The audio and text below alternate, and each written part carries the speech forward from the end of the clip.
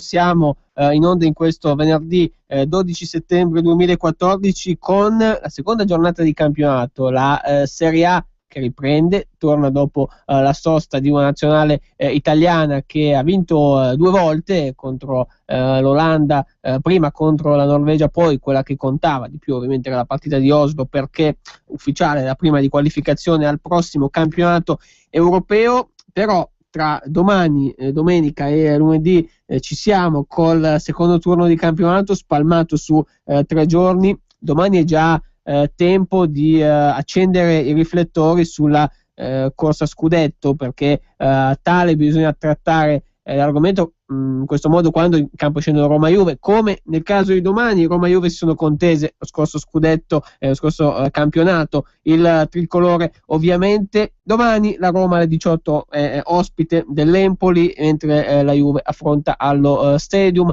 l'Udinese ore 20:45. Questa è l'apertura del turno di campionato che naturalmente andiamo ad analizzare insieme a Daniele Amadasi. Ciao Daniele. Ciao Adriano, a te e a tutti i nostri radioascoltatori. Hai detto bene, torna la Massima Stiera e soprattutto torna con il suo programma a spezzatino, perché se domani scendono in campo Roma e Juventus a partire dalle ore 18, la seconda giornata poi andrà a chiudersi lunedì sera con il posticipo del Bentegodi fra Hellas Verona e Palermo. E dunque una puntata questa in cui andiamo ad analizzare tutti i contenuti del turno odierno, ricordando che poi da settimana prossima torneremo ad essere in onda al sabato come presentazione della giornata di Serie A, quindi da sabato prossimo sempre in orario 13:10, ovviamente come oggi, però scalando di un giorno, quindi tra 8 giorni, mentre poi il prossimo appuntamento, quello della settimana prossima, è per lunedì pomeriggio. Come detto, il doppio anticipo di domani mette Roma e Juve subito destinate a vincere, condannate a vincere nella fattispecie, perché gli impegni dicono questo. Roma e Juve che hanno vinto nei primi 2 turni di campionato. Roma molto bene contro la Fiorentina, la Juve ha espugnato Verona vincendo 1-0 in casa del Chievo. Domani ovviamente sono 2 impegni abbastanza speculari, ecco, sulla carta. Andiamo ad addentrarci su quello che può dire il turno di campionato. Tra l'altro, se non ricordo male, l'anno scorso la Juve fece la partita maggiormente faticosa allo Juventus Stadium proprio contro l'Udinese. Fu la partita interna più difficile da vincere per la Juve di Antonio Conte. Finì 1-0 con gol proprio in pieno recupero, se non ricordo male.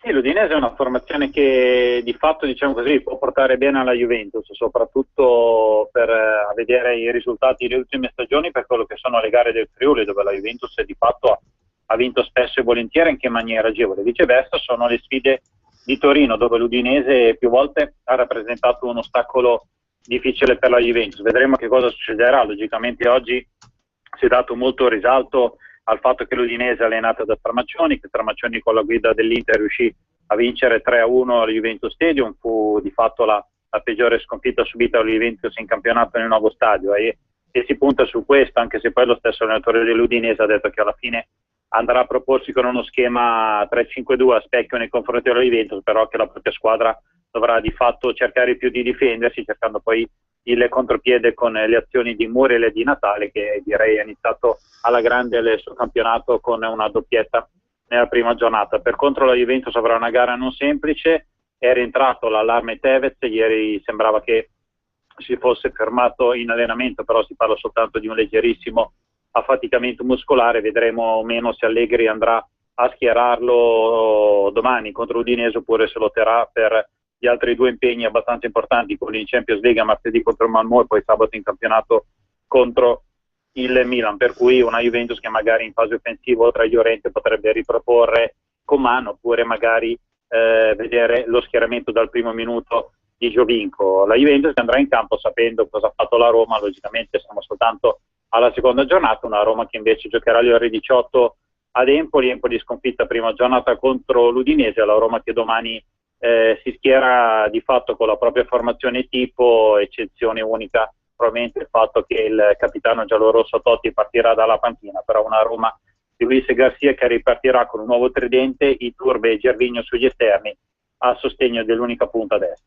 Il Llorente riuscì ad andare in gol l'anno scorso facendo scollinare la Juve la gara contro l'Udinese, era il 1 dicembre e di fatto non si ricordava una squadra bianconera così in difficoltà come in quella partita dopo 3 mesi di campionato in cui allo Stadium erano sempre andate molto molto bene le cose. Ricorderete anche la goleada rifilata, tanto per dirne una, al Napoli, in quel periodo poi ci sarebbe stata quella con la Roma di inizio gennaio, ma tanto per inquadrare anche quello che è la difficoltà della partita di domani. Tra un attimo andremo anche a vedere nel dettaglio quelle che possono essere le scelte degli allenatori non solo in Empoli-Roma e Juventus Udinese di domani, ma anche nelle altre partite.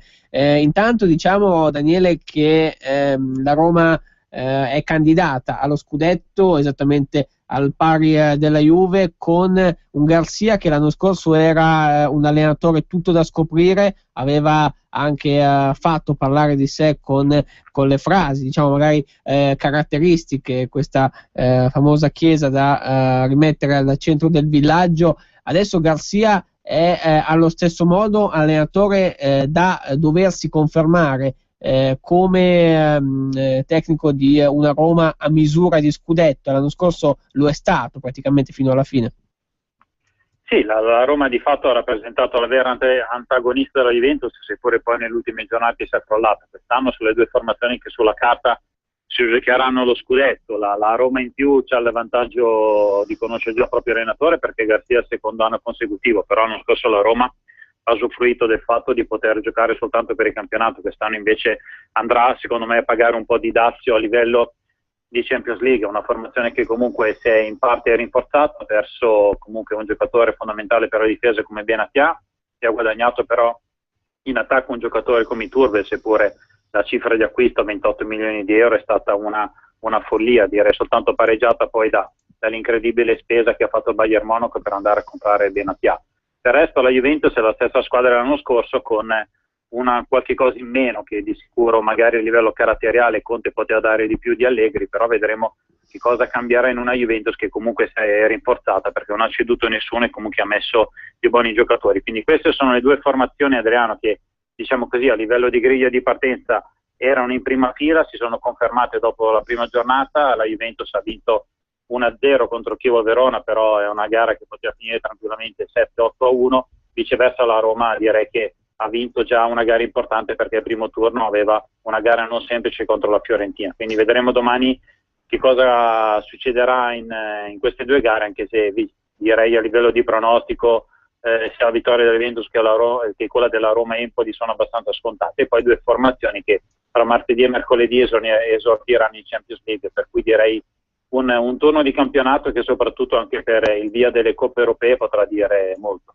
Peculiarità della Roma di Garcia l'anno scorso, ricorderete tutti le 10 vittorie consecutive, una partenza assolutamente fulminea, 10 successi, si interruppe la prima domenica di novembre questa striscia incredibile proprio sul campo di Torino, però contro il Granada, una partita che finì 1-1. Tra l'altro Roma che si porta dietro anche questi numeri importanti per quanto riguarda la difesa. Poi a chiudere con la migliore traguardia del torneo fu la Juve con 23 gol subiti, 2 in meno della Roma, che peraltro ne prese 4 a Catania la terz'ultima giornata. Quindi diciamo che finché la lotta a scudetto poteva considerarsi tale, la Roma ha retto molto bene anche nei numeri a livello difensivo, per poi a primavera pagare certamente molto di quello che si era fatto in precedenza. Le scelte degli allenatori, intanto ricordando che la Juve ha fuori ancora Chiellini squalificato e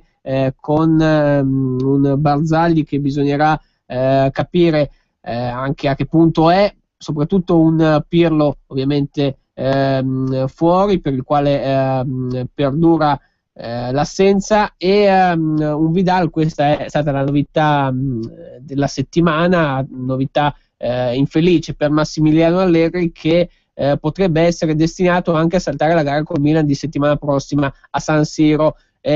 Quindi non solo l'Udinese, non solo la partita di Champions, ma già nel mirino anche quella di settimana prossima. Si giocherà sabato sera in anticipo contro i rossoneri. Per quel che riguarda la Roma è un 4-3-3 che Garcia va a confermare, fuori Balzaretti, fuori anche Strootman, questi due indisponibili. Totti parte dalla panchina, dovrebbe essere fuori anche il Turbo, almeno nelle idee di partenza, con Florenzi destro e Gervinho che comporranno il tridente della fase offensiva. Intanto i numeri per intervenire in diretta con noi: 02 6620 3529, per gli SMS invece 346 6427 756. Questa è una panoramica anche sulla giornata di domani, intesa proprio come anticipi. Nel prosieguo, quindi andiamo a domenica con le 12:30, l'anticipo dell'ora di pranzo, Sampdoria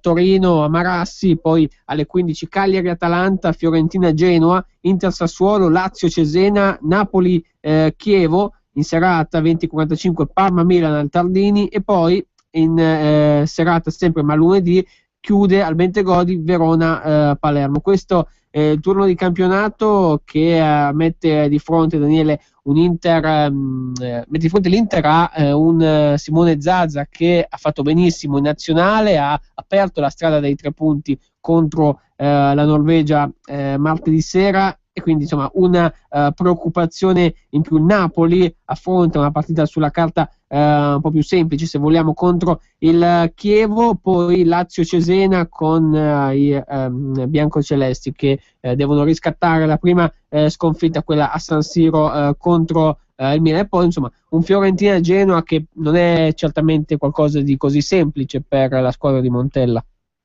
No, assolutamente, direi che dalle 2 gare di sabato, quindi Empoli e Roma, e abbiamo detto quindi del dubbio in attacco in casa giallorossa, fra la possibilità di vedere i Turbe o Florenzi fra i titolari e la Juventus che poi affronterà l'Udinese.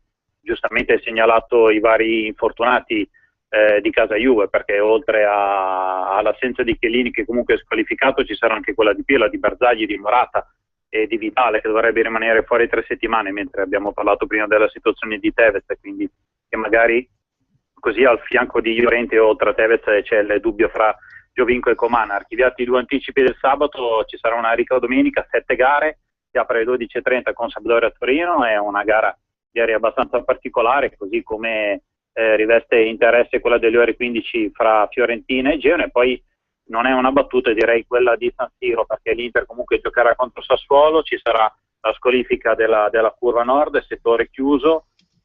Tanti sono chiesti ma come mai è stata finalmente eliminata quella regolamento federale della squalifica per gli insulti a carattere territoriale, però l'Inter comunque doveva pagare una squalifica dell'anno scorso, e diciamo così che la scelta federale di abolire questa norma non è retroattiva, quindi l'Inter giocherà contro il Sassuolo, una formazione che diciamo così ha ritrovato 2 attaccanti nazionali, uno è Simone Zaza, l'altro è Domenico Berardi. Il primo arriva dalla nazionale senior, il secondo all'Under 21, hanno fatto benissimo. È un Sassuolo che diciamo così probabilmente cova la possibilità di fare un'incredibile sorpresa. L'Inter è partita male in questo campionato, soltanto 0-0 contro il Torino, e deve cercare subito la vittoria, quindi è una gara fondamentale, soprattutto alla luce delle tante voci che riguardano il discorso di Mazzarri, perché è un gossip che gira per molti ambienti milanesi il fatto che comunque l'allenatore dell'Inter abbia sì rinnovato il contratto, quindi diciamo così invece che scadere a giugno del 2015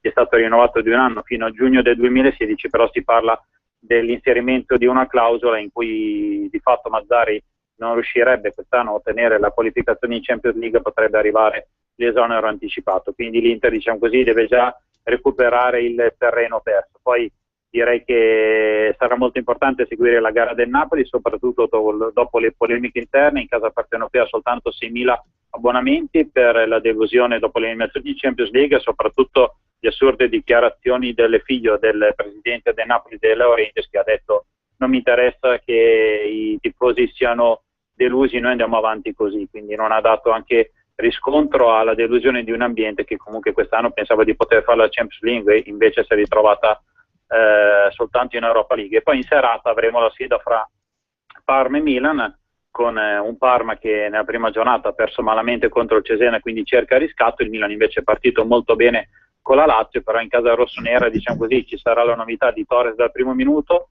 ci sarà la conferma, non certo piacevole, del fatto che Shaarawy ha avuto un nuovo stop e quindi non potrà essere titolare. Poi scopriremo se Bonaventura o Menez dovranno giocare nel tridente offensivo del Milan.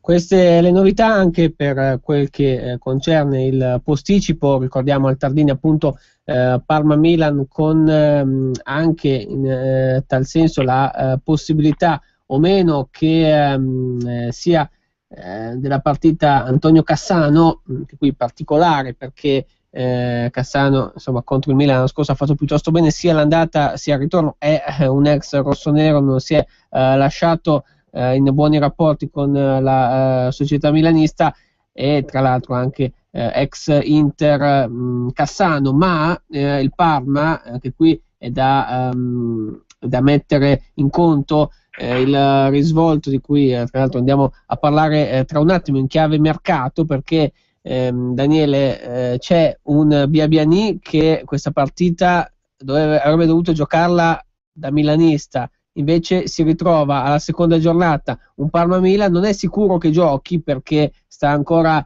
diciamo lottando con un infortunio che ne mette a repentaglio la presenza per domenica sera. Però insomma sarebbe molto particolare vedere un Biabiany affrontare il Milan subito, adesso che siamo a metà settembre, dopo che qualche giorno fa soltanto era lì per firmare col Milan e con tanto di foto, con tanto di scatto a immortalare il suo futuro rossonero, che poi non è stato di fatto. Sì, direi che il Parma potrebbe avere un tridente abbastanza particolare, composto da Belfodil, ex Inter, Cassano, ex Inter e Milan, e Biabiany, che di sicuro un ex Inter e quasi poteva essere un giocatore del Milan. Quindi c'è il Parma che ha un attacco che parla quasi rosso, nero, azzurro, e gioca proprio contro il Milan. Questo è anche un dato abbastanza caratteristico. Hai detto giustamente bene te, Biabiany di fatto era stato presentato dal Milan, poi la formazione rossonera ha virato a livello di acquisto su Bonaventura. Secondo me alla fine direi che l'acquisto migliore è stato proprio il centrocampista, trequartista dell'Atalanta, perché potrebbe fare molto bene in rossonero. Biabiany comunque è un attaccante esterno, però il Milan comunque di fatto aveva già preso Menez, per cui è una gara particolare, soprattutto anche alla luce, Adriano, dell'attacco che potrebbe mettere un Parma che, ricordiamo, l'anno scorso aveva fatto benissimo, si era meritato sul campo la qualificazione all'Europa League, poi c'è stata una decisione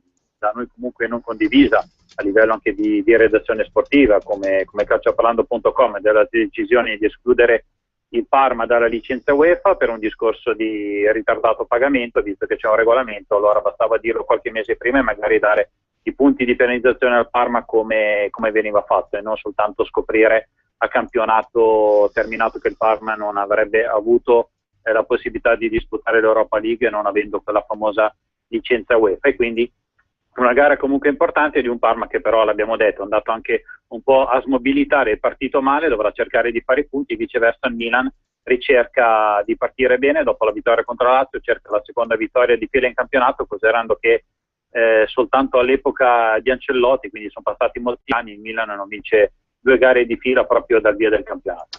Andiamo a vedere cosa dicono i quotidiani sportivi di oggi, le prime pagine. Oggi venerdì 12 settembre, lo ricordiamo, con la Gazzetta dello Sport che apre proponendo una panoramica sui giocatori nuovi, le new entry del nostro campionato. Il bello dei debuttanti, Torres e company, la Serie A torna e presenta tanti volti nuovi. Intanto Crespo boccia Balotelli, carica il Niño. Torres, ideale per Inzaghi. Lo spagnolo del Milan è pronto. Torres appunto deve dimostrare di essere ancora un campione. Grandi attese anche per Evra della Juve, Richards della Fiorentina e Saviola del Verona. Il campo dirà se gli acquisti sono centrati. In taglio alto, sollievo Tevez, Juve, sto bene e voglio giocare. Arriva Strama, c'è area di rivincita.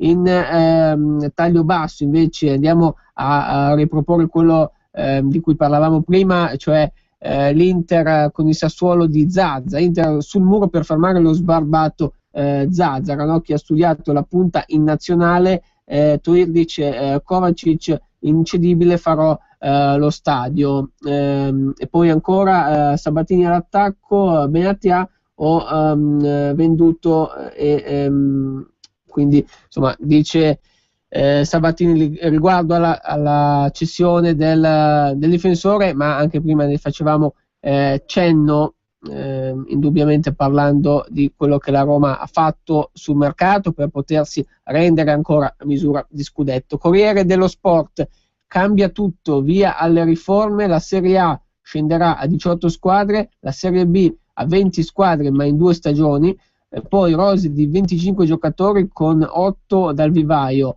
e poi ancora Michele Uva sarà il nuovo direttore generale. Malagolo Tito, botta e risposta, Tevez c'è, Juve io gioco, leggiamo in taglio alto, Sabatini, la Roma da sogno, nasce il Milan di Torres e Pippo, Inzaghi è pronto a far debuttare il nuovo bomber El Shaarawy KO, poi ancora Balotelli azzurro, Conte ci proverà, il CT lo chiamerà per una lezione da dentro o fuori, la Puma Frame intanto, quindi anche un discorso legato agli sponsor. Serie B, Pescara-Bologna, Gran Galà che vale la Serie A, l'Adriatico una partita tra due grandi in cerca di riscatto, e a Bari si presenta Worski, quindi l'anticipo in cadetteria fissato per questa sera a Pescara.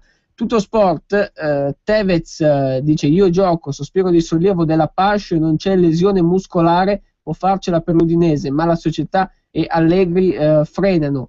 Zaza via la barba, e Squinzi dice Juve lo vuoi subito, basta pagare. Sabatini, Bordate a Benatia e Lotito, il DS della Roma ne ha per tutti e rilancia, Juve più vicina, Garzia alla squadra da scudetto. Taglio alto, Milan e Shaarawy stop, problema una caviglia, Torres scalpita, Bonaventura all'Inter nel mirino, poi ancora a Liverpool, leggiamo l'hotel in mania, maglie a ruba, Toro a Bruges, polverizzati 1000 biglietti per la trasferta di Europa League dei Granata, e chiudiamo con appunto le parole del figlio di De Laurentiis, tifosi delusi, il Napoli può fregarsene, ma ne parlavamo anche prima. Quindi Daniele, anche da quello che dicono i quotidiani sportivi, diciamo che rispetto alle altre 2 prime pagine di Gazzetta e Tutto Sport, diciamo che il Corriere dello Sport focalizza l'attenzione sulle riforme che verranno applicate sulla Serie A e sulla Serie B a partire dalle prossime stagioni, sia un po' più sulla politica calcistica, su questo discorso fortemente legato anche alle elezioni del presidente federale Tavecchio soltanto di poche settimane fa, e a tal proposito volevo anche vedere un attimo il discorso di Claudio Lotito, perché si è detto spesso e volentieri, si è parlato di presenza ingombrante del presidente della Lazio a seguito della nazionale. È stato un po' un argomento che ha fatto da corollario a queste 2 partite, quella dell'Italia contro l'Olanda, poi quella in Norvegia. Sì, l'aspetto delle riforme era stato anticipato anche da noi qualche giorno fa, con il discorso della Serie A che dovrebbe arrivare a 18 squadre e la Serie B essere ridotta da 22 a 20, considerando che poi le 4 squadre, diciamo così, mancanti dovrebbero essere poi assorbite dal campionato di Lega Pro, che nel corso degli ultimi 3 anni è passata da 90 a 60 squadre. Una riduzione direi fisiologica, giustissima, soprattutto anche per aiutare i nostri club a livello internazionale, il fatto di ridurre comunque 4 partite di campionato nell'arco di una stagione.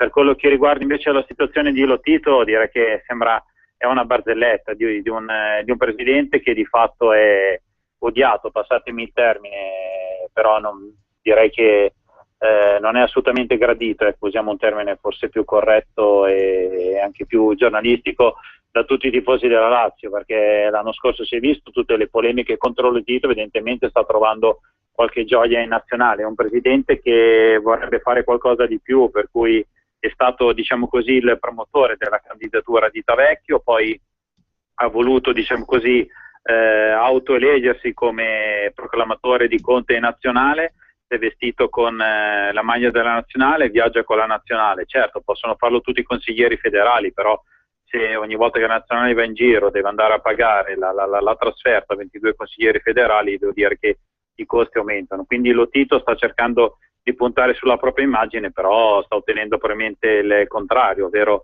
oltre che, diciamo così, essere meno gradito a tutti i tifosi della Lazio, adesso sta ottenendo, direi, l'effetto contrario con tutti i tifosi delle altre squadre di calcio. Quindi è un caso stranissimo, e soprattutto è assurdo come nessuno dalla Federcalcio abbia parlato con Lotito e le abbia detto che comunque non può esagerare e comportarsi come se a tutti gli effetti fosse un membro della nazionale italiana. Lo stesso Antonio Conte ha fatto capire di non gradire la presenza di Lotito, assolutamente che è vietato per lui andare in spogliatoio, però è una situazione molto particolare, secondo me è soltanto figlio Adriano del fatto che è un presidente che sta vivendo da anni una situazione difficile a Roma, considerando che Lotito gira sotto scorta, 2 gli sono stati dati dal governo italiano e 2 invece della scorta sono pagati da lui in maniera privata, per cui è una situazione difficile, non si dovrebbe arrivare a quello. Noi parliamo soltanto in questo caso di sport, diciamo che Lotito secondo noi sta sbagliando, diciamo così, a prendersi un qualche cosa che non gli è dovuto. Prima di tornare sull'argomento Serie A, intanto diciamo che tra pochi minuti, tra meno di mezz'ora, si terrà a Nioni il sorteggio dell'Italia, per l'Italia Under 21, sarà interessata la squadra di Di Biagio, lo spareggio in vista dell'Europeo, quindi Italia che dovrà passare attraverso questa partita per giocare il campionato europeo, 14 squadre che dovranno affrontarsi tra l'8 e il 14 ottobre, sorteggio diviso in 2 urne. Nella prima testa di serie Italia, Spagna, Inghilterra, Francia, Germania, Portogallo e Danimarca, mentre quelle che sono le possibili avversarie dell'Italia sono altre come nazionali. Si tratta di Olanda, Croazia, Slovacchia, Svezia, Ucraina e Islanda. Ovviamente la Serbia ha già giocato contro la nazionale Under 21 italiana, non potrà essere sorteggiata con la squadra di Gigi Di Biagio. Repubblica Ceca invece padrona di casa, europeo in programma il prossimo giugno, quindi tra poco meno di mezz'ora via il sorteggio a Nioni. Intanto andiamo a salutare il collegato con noi Sebastiano Vernazza della Gazzetta dello Sport. Ciao Sebastiano.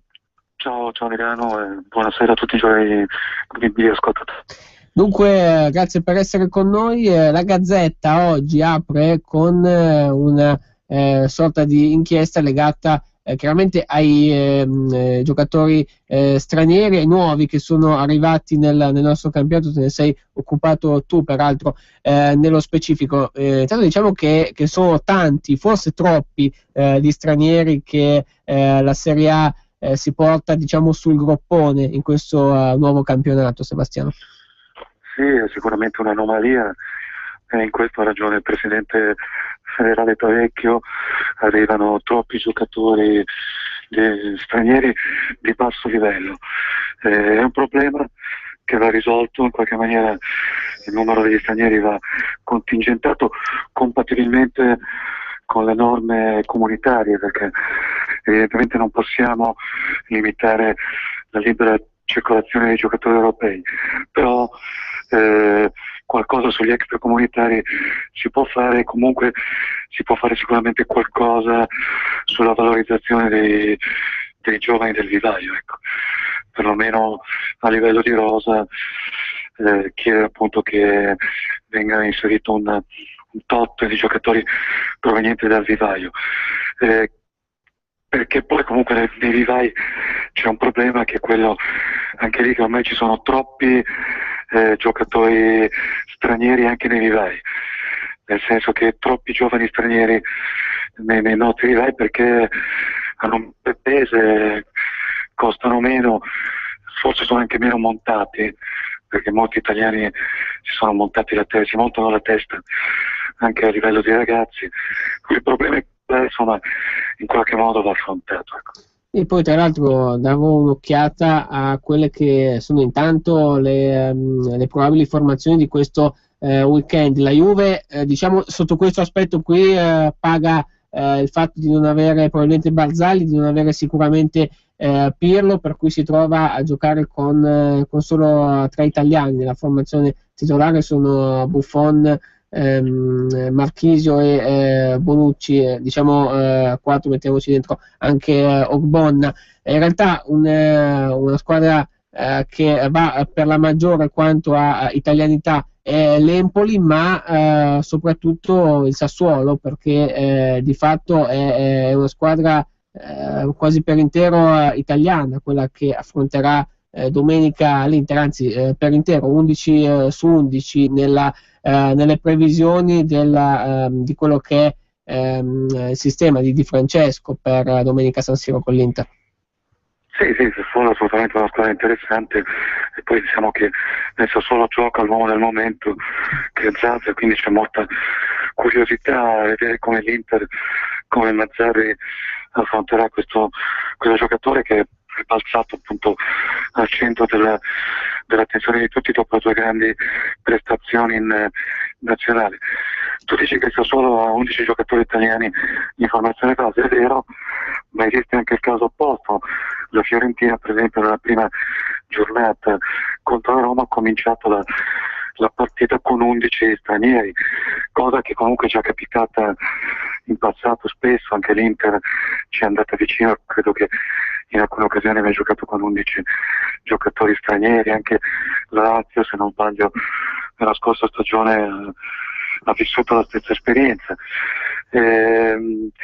Siamo esterofili, lo siamo da tempo, è arrivato il momento appunto di porre un freno a questa anche perché altrove lo fanno, altrove in altri campionati lo fanno, sono più attenti al loro calcio. Penso per esempio alla Germania, dove si sono rialzati, hanno rilanciato il calcio nazionale con i cosiddetti centri federali, cioè centri di allenamento dove vengono formati giovani calciatori tedeschi.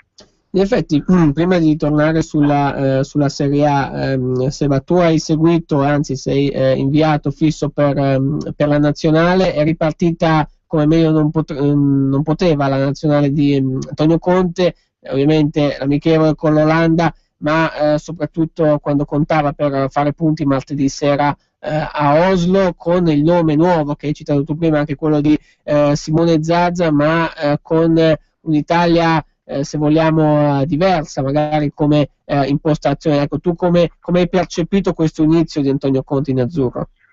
Sì, c'è stato una volta a 360 gradi con Prandelli, si cercava di più il gioco, il fraseggio, il passaggio, diciamo che si andava più sul bello, sulla estetica. Con Conte si va più sul palco, non voglio dire che Conte giochi all'italiana, non è così, però insomma si punta di più la profondità, si punta di più la porta, si cerca meno il ricamo, è un po' il ritorno alle origini del nostro calcio, insomma, prima il risultato, poi il bel gioco. Aspettiamo comunque test un po' più significativi, perché in amichevole abbiamo affrontato l'Olanda, ma un'Olanda assolutamente balneare, da spiaggia, e in Norvegia, che comunque in Norvegia non vincevamo dal 1937, questo è un dato da tenere presente, abbiamo affrontato comunque una Norvegia abbastanza mediocre, ecco. Quindi, detto che c'è stata una svolta, detto che l'effetto Conte si è fatto sentire, aspettiamo conferme che necessariamente non, come dire, i test provanti non saranno al prossimo giro, quando affronteremo Bulgaria e Malta, però insomma già con la Croazia, partita vera a metà novembre a Milano, sarà un test molto significativo e lì capiremo qualcosa di veramente importante. Daniele. Do anch'io il benvenuto a Sebastiano Vernazza. Ciao Seba. Ciao Daniele. Senti, weekend a parte, con il ritorno della massima serie, da settimana all'altra si ritorna anche a livello europeo con la Champions League, e l'Europa League. Quest'anno le squadre sono 6, però direi rispetto alla vigilia ce ne siamo trovate solo 2 in Champions e 4 in Europa League. Juve e Roma probabilmente saranno più contente perché si divideranno la torta economica soltanto in 2 parti e non in 3, vista l'assenza del Napoli. E quindi ti chiedo un po' come vedi a livello europeo se magari quest'anno si potrebbe cercare di recuperare qualche posizione. La Juventus si spera che magari avendo un girone facile quest'anno riesca a passare il primo turno, magari per la Roma è più difficile perché è finita in un girone di ferro, anche se i giallorossi, è giusto ricordare, partivano dalla quarta fascia di merito. No, di fatto la nostra è stata una decadenza continua. Sono 4 anni dal successo, dall'ultimo successo di una squadra italiana in Champions, cioè l'Inter nel 2010, che in Champions non becchiamo palla. Nel giro di poco tempo siamo passati da 4 squadre più o meno fisse alle 2 di quest'anno, perché il Napoli non ce l'ha fatta a superare i playoff nei Champions. Difatti siamo nella Serie B dell'Europa, davanti a noi ormai ci sono altre nazioni, la Spagna, l'Inghilterra, per cattivarsi la stessa Francia, la Germania soprattutto, dimenticavo, per cui niente, c'è da prendere atto di questa realtà. Il fatto appunto che abbiamo 4 squadre in Europa League e 2 in Champions è significativo. Se non capiamo che l'Europa League è fondamentale, importante per accumulare punti per il ranking e quindi per ritornare, perlomeno restare a 3 possibili squadre in Champions, siamo destinati a peggiorare ancora, perché credo che il problema principale in Europa del calcio italiano di questi ultimi tempi sia stato il fatto di aver snobbato l'Europa League.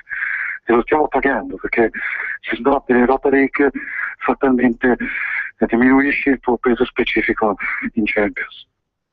Ecco, l'anno scorso la finale dell'Europa League è stata allo Juventus Stadium a Torino. La Juventus con Conte è andata comunque quasi a snobbare anche l'Europa League. Quest'anno secondo te Inter e Napoli invece cercheranno di non snobbarla, magari cercando proprio di ottenere una vittoria finale, e soprattutto secondo te le 2 formazioni italiane che hanno probabilmente più di Torino e Fiorentina come Inter e Napoli possono puntare alla vittoria dell'Europa League? Sì, no, che ci possono puntare non c'è dubbio, ma il problema è che poi, come tutti gli anni, buone intenzioni, grandi propositi eccetera, poi nei momenti decisivi magari si mette in campo la squadra B perché la domenica successiva c'è in calendario un'importante gara di campionato. È un atteggiamento secondo me provinciale, tipico delle squadre italiane di questi ultimi 2 anni, che hanno deciso che l'Europa League è una specie di Mitropa Cup negli anni 70-80 e di conseguenza si comportano, perché chiaramente il business grosso è sulla Champions, cioè i soldi veri li fai lì. L'Europa League vale probabilmente 1/10, adesso magari esagero, della Champions, però insomma, ripeto, furia di snobbare l'Europa League siamo diventati marginali in Champions. Seba, una domanda prima di congedarti ancora sulla lotta scudetto. Ecco, alternativa vera secondo te a Juve e Roma, quale può essere? Il Milan, che è partito bene la prima giornata, ha preso ovviamente Torres che domenica esordirà, oppure magari lo stesso Napoli. Ecco, dietro la coppia Juve-Roma chi vedi? Ma guarda, io credo che il Milan possa fare una buona stagione, ma non credo che possa inserirsi nella lotta per lo scudetto. Credo che l'unica roba che possa competere con quelle di Roma e Juve sia quella del Napoli, ma il Napoli ha grossi problemi, mi pare di capire, a livello di panchina. Cioè, tra Benitez e De Laurentiis si è rotto qualcosa, insomma quello che è successo in questa pausa è clamoroso, cioè l'allenatore che si assenta per una settimana dalla squadra è un chiaro segnale di scollamento, non voglio dire di disimpegno, ma insomma ci siamo vicini, per cui credo che alla fine sarà Juve-Roma, come abbiamo ampiamente detto quasi tutti in quest'estate. Infatti, quindi domani, già da domani con la seconda giornata, capiremo se Roma e Juve possono ancora una volta darci ragione in tal senso. Intanto grazie Seba per essere stato con noi, alla prossima e buon proseguimento. Grazie a tutti voi. Grazie dunque a Sebastiano Vernazza, giornalista Gazzetta dello Sport. Dunque il mirino sul secondo turno di campionato, come detto, tra domani, domenica e lunedì, ricordando ancora Empoli-Roma, Juve-Udinese aprono il programma. Ci sono poi le gare di domenica delle 15 precedute da Sampdoria-Torino delle 12:30, poi appunto domenica Cagliari-Atalanta, Fiorentina-Genoa, Inter-Sassuolo, Lazio-Cesena, Napoli-Chievo e alla sera 20:45 Parma-Milan con il Monday Night piazzato appunto per lunedì 15 in serata. Verona-Palermo, stadio Bentegodi. Ci dovrebbe essere un Saviola in più per il Verona davanti, con Luca Toni sicuramente, magari anche con Nico Lopez, altro nuovo tra i giallo-blu, altro che ha cambiato maglia, ma lo conoscevamo già essendo stato all'Udinese per 2 stagioni. C'è ovviamente anche la curiosità, come detto, per vedere l'esordio, sempre se ci sarà, ma così dovrebbe essere, domenica sera per Fernando Torres al Milan, un Milan che potrebbe presentare anche Bonaventura, non tanto nella formazione iniziale, ma magari nel secondo tempo, quindi tutta la batteria di giocatori nuovi, Daniele, che non abbiamo visto nella prima giornata di campionato perché il mercato è finito al lunedì seguente, quindi con un giorno di ritardo rispetto all'avvio del campionato, quindi ancora qualche nuovo da vedere all'opera. Sicuramente abbiamo nominato qualcuno prima. Ma direi di sì, direi che secondo me Torres giocherà dal primo minuto, considerando anche che Sharawi ha avuto questo problema e quindi non potrà essere della gara. Vedremo, in Milan l'ha detto giustamente anche prima Sebastiano Vernazza, è una formazione rossonera che quest'anno riparte da zero, deve soltanto far cancellare la pessima stagione dell'anno scorso, dove non è riuscita a ottenere neanche la qualificazione in Europa League. Ci sono anche dei corsi e ricorsi storici che dicono che il Milan, quando non ha fatto le coppe europee, è andato a vincere il campionato, però non penso che quest'anno i rossoneri possano farlo. E poi si è dato per me anche fin troppa enfasi alla prima vittoria in campionato, perché il Milan aveva fatto un precampionato assolutamente scadente, una formazione rossonera che potrà puntare per me decisamente alla qualificazione in Europa League e magari anche alla Champions League, qualora delle formazioni che risultano a livello di griglia di partenza davanti ai rossoneri faranno delle sorte di Arachiri. Sto parlando in questo caso di Inter, Fiorentina e Napoli, però dopo la vittoria con la Lazio già lo stesso dirigente come il signor Gagliani è andato ad alzare l'asticella del Milan. Secondo me bisogna andare con i piedi per terra. Inzaghi è nuovo come allenatore, quindi Dazio dovrà pagarlo, al vantaggio comunque di non fare le coppe europee, di allenare i propri giocatori dal martedì per la domenica, e lunedì potranno essere tutti a casa in riposo settimanale. Però direi adesso non bisogna mettere troppa pressione a un Milan che è partito bene, però si è giocato soltanto 90 minuti di questo campionato.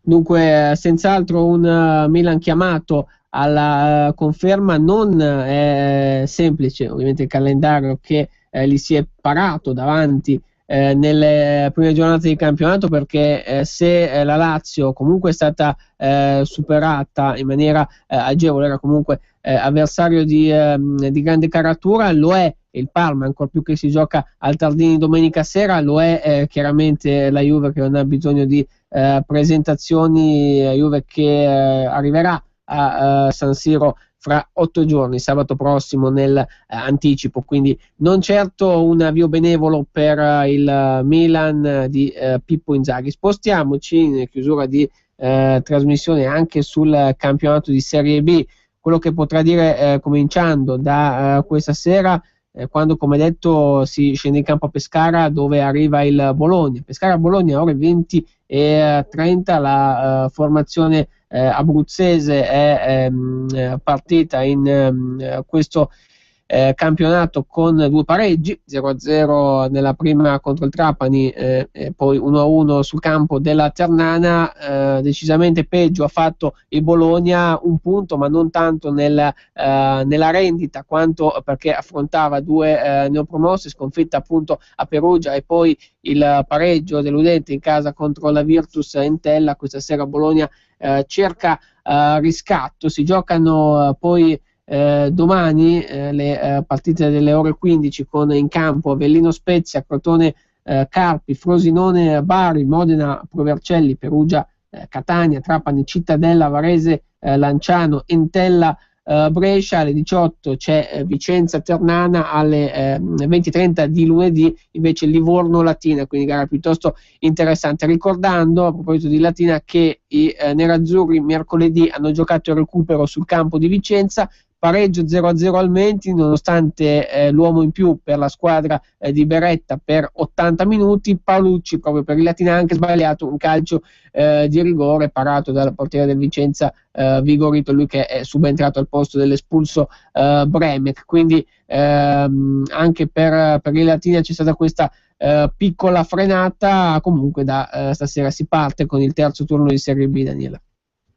Sì, è una giornata cadetta che viene sviluppata su 4 giorni, perché stasera Pescara-Bologna l'anticipo, poi domenica avremo il primo positivo Vicenza-Ternana e lunedì Livorno-Latina, poi le altre 8 gare verranno invece giocate nella giornata di sabato. Direi che il match clou di questa giornata, a parte l'anticipo, direi questo derby su tutta quasi la fascia adriatica, direi che fra Pescara e Bologna, ma soprattutto c'è la sfida di sabato di domani delle ore 15, dove Renato Curi, il Perugia capolista, va a affrontare al Catania. Questa forse è la gara più importante. Il Catania è la formazione che è data come favorita per la promozione diretta in massima serie, il Perugia invece è la classica formazione che arriva dalla Lega Pro e potrebbe fare un ottimo campionato, quindi può essere la sorpresa di questo torneo. Direi che la formazione Umbra è partita benissimo. Poi giustamente hai ricordato te il primo punto stagionale del Vicenza in casa contro il Latina, e poi lunedì si chiuderà la giornata con la gara proprio fra Livorno e Latina, quindi anche Latina è una formazione che è quotata quantomeno per centrare le posizioni alte della zona playoff. C'è un mercato che, come abbiamo ricordato, per il Vicenza non può considerarsi ancora chiuso fino a lunedì. Questa possibilità, questa finestra di mercato supplementare, perché il Vicenza ha goduto di un ripescaggio, quindi di conseguenza qualche giorno in più per puntellare la rosa. C'è un Mantovani in uscita dal Palermo, ha risolto il contratto con la società rosanero, potrebbe tornare in Veneto, lui che ha vestito per tanti anni anche la maglia del Chievo ed è ovviamente libero a costo zero, come obiettivo sicuramente del Vicenza, che tra i pali potrebbe prendere portiere Gabriel, quindi vedremo se questa trattativa andrà in porto. Gabriel che gioca peraltro nel Carpi, quindi sempre in Serie B. In partenza invece Calci, centrocampista, anche qui uno che è arrivato da poco ma che potrebbe finire addirittura in Lega Pro. A proposito di terza serie, andiamo a vedere quello che è il principale programma del gruppo A, perché tanto si è giocato un turno infrasettimanale mercoledì con la partita pirotecnica tra Feralpisano e Pordenone finita 5-4 per i bresciani. Monza Pavia, sfida al vertice, finita 1-1, quindi le due squadre a punteggio pieno si sono divise la posta al Brianteo. Vittoria del Renate sul campo di Cremona 1-0, pareggio per in Bassano Giana e derby piemontese Alessandria Novara 1-1 anche in Como Real Vicenza, pareggi per 0-0 in Arezzo Torres e in Lumezzane Mantova, e vittoria 1-0 della Propatria contro l'Albino Leffe, ma anche del Sud Tirol 1-0 in casa del Venezia. Per quel che riguarda questo turno, in cui ovviamente c'è la solita giornata diluita, quanto a orari più che altro, vediamo Albino Leffe Como, vediamo Novara Cremonese di sicuro interesse, mentre il Monza va a giocare a Bolzano contro il Sud Tirol e il Pavia invece ospita il Feralpisano. Questo dice la quarta giornata a grandi linee, quarta giornata del campionato di Lega Pro, analizzando ovviamente il girone A che è appena partito e tra l'altro classifica alla mano. Dobbiamo ricordarci che il Mantova viaggia con una penalizzazione di 3 punti, uno lo ha di fatto recuperato nel primo turno, l'altra possibilità che aveva ovviamente nella seconda giornata, però ha perso contro la Cremonese, poi appunto il pareggio in casa dell'Umezzane. Quindi queste prime 3 giornate i lombardi che non sono andati oltre un solo punto su 9 disponibili. Parleremo di questo naturalmente anche lunedì, ovviamente con il punto sulla Serie A che avrà visto disputarsi quasi tutte le partite, quasi, perché mancherà l'appello Verona-Palermo in programma lunedì sera al Bentegodi, e naturalmente vi rimandiamo a tutti i nostri aggiornamenti sul web. Daniele. Assolutamente. A tal proposito, Adriano, permettimi, oggi è il compleanno di Maurizio Romeo, collaboratore di calcioparlando.com e anche webmaster del nostro sito, che fa gli anni, per cui gli diamo anche gli auguri in diretta. Tanti auguri dunque a Maurizio Romeo, e naturalmente il ringraziamento anche per la collaborazione, per il supporto online e tutte quelle che sono le necessità che abbiamo per il nostro sito calcioparlando.com, con anche le pagine Facebook e Twitter. Torniamo lunedì dunque ore 15:30. Grazie a tutti voi per l'attenzione, un cordiale saluto. Naturalmente rimanete sulle frequenze di Radio Padania. Avete ascoltato Calcio Parlando. La dentiera ti dà problemi? Con Pentadent potrai passare in breve tempo dalla dentiera alla protesi fissa.